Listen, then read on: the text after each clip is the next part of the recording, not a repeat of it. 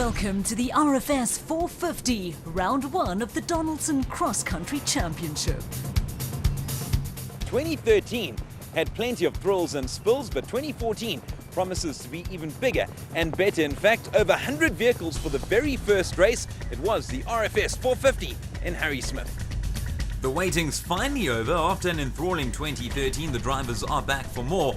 It's all systems go for a season which promises plenty, including a host of new and exciting additions. What an awesome opportunity. I've never been to the cross-country series, and I think they certainly know how to put a good show together. For motorsport, if you want to see how it's done, this is where you need to be. So, I don't know. I mean, I haven't got in the car yet. Speak to me afterwards. So at the end of the day, it's got 4 wheels in the steering, and you just have to make the most of it. So, yeah, we're still on a high from the last year's racing, but it's the beginning of a long season, so we've got to wipe that slate clean and start again. Absolutely amazing. I think it's anybody's desire to get into a phenomenal Ford Works team like this with Atlas Copco backing it. It's something else, the independent rear suspension, something to get used to, and it's also a learning curve for us to get the setup perfect. But all in all, the car feels very good and very comfortable to drive. Yeah. With the split, I think it's bringing new life into the sport, which is a great thing. And also putting the unfair advantages V6 and V6 and V8 against one another. We were in that. It's all for points now, and you know I haven't raced competitively for 2 years now in a proper championship. So excited to put a good year together and win another title. What's quite exciting this year is that the first event is new for us. So by nature of what we are, we know nomadic as a sport, and we love doing things differently. We don't like anything of repetition or anything that's monotonous. So a new venue is great. We moved to the second event, we moved to Mooi River, which is again another new area, beautiful part of the country. And then Botswana is a new terrain in the sense we're probably 160 kilometers out of Gaborone, which again brings on new challenges and new excitement. So it makes for a whole new exciting year. First up, qualifying at the RFS 450, and plenty of eyes on defending champions in the production vehicle category, Anthony Taylor and Dennis Murphy from Castrol Toyota. Also in Class T, the brand new RFS Ford Ranger of Christian de Plooy and Henk Janse van Vieren, the title sponsors of this event. And surprisingly, Taylor and Murphy were quickest in class in qualifying, despite the fact that Anthony even admitted that they made a number of errors along the way. Just 20 seconds behind them, the Atlas Copco Ford pair of Manfred Schroeder and Jaapie Badenhorst. Schroeder filling in while Chris Visser recovers from the operation he had following his crash at Dakar. Third in Class T, the new Atlas Copco Ford racing duo of Gary Berthold and Siegfried Rousseau.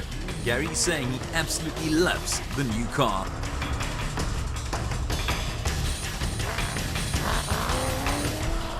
Leroy Poulter and Rob Howie had a fairly tough time of things in their Castrol Toyota Hilux. Of course, Leroy and Rob competed together at the Dakar, and while they are certainly used to a very tough terrain, Harrismith proved to be tough too.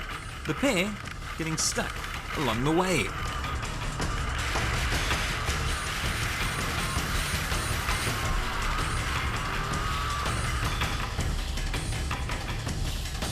Kobus van Tonder and Freddie Creel have a new Ford Ranger to play with, and it helped them secure 4th in class. Now they were actually behind Poulter and Howie, but the latter's mishap saw the men from Unifreight move up a spot.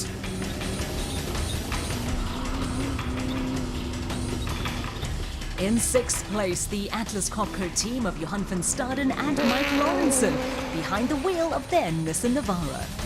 The first men in the new Class S, Jannie Visser and Joks Leroux from Rubicon Racing in their Toyota Hilux.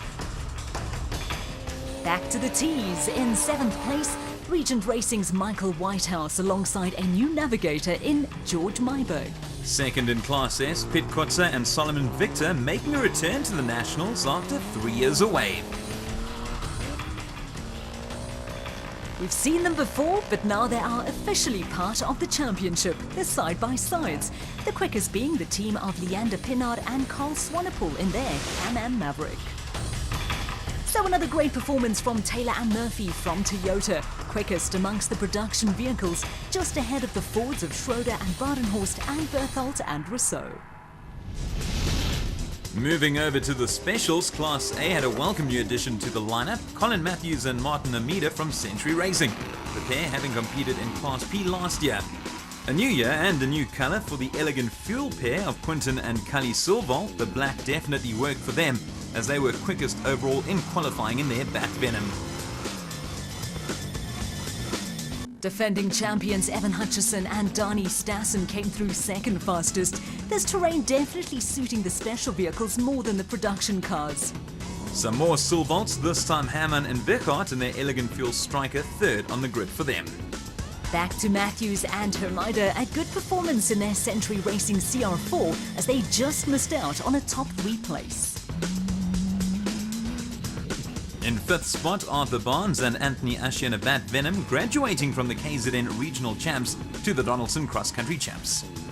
The fastest 6 vehicles were all specials, including the Jimco of Gerard and Gerhardus Duplessis. Plenty of spectators out on the route, including that interested fellow. Overall, it appears the specials were well suited to the rugged Harry Smith terrain. Marius and Yolinda Ferree in their PHB Bat Spec 4 in 7th position.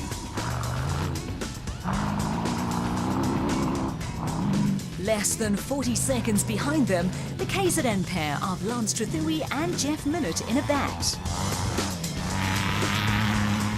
John Telford and Andrew Macanete thought they'd had a terrible run, but only found out afterwards that they had in fact finished fastest in Class P. So a superb day for the Silvalt family as Quinton and Cully finished quickest, with Herman and Wichart grabbing 3rd place on the grid, sandwiched in between the defending champs of Hutchison and Stassen. As always, with racing done and dusted, it was back to DSP for some much needed tweaks and repairs, some needing a bit more than others under the Free State sky in the heat of Harry Smith.